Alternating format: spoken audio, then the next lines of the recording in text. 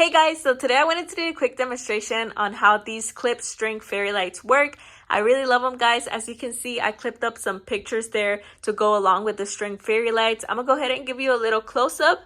So this is how they look. I clipped up some pictures. They look super pretty for my little nephew's birthday party. They look adorable, and the string is actually 50 feet long, guys, so you can do it as big or as long or as small as you would like. And then these little clips here, so they come with like 50 clips, so you can put up to 50 like pictures or whatever it is that you want to clip up. But yeah, they look so adorable. I'm gonna go ahead and turn off the light so you can see how it looks in the dark. All right, guys, so this is how they look in the dark. They are super pretty. I really love how the LED bulbs have like a warm tone to them. Let me go ahead and give you a close-up so you can see them up close.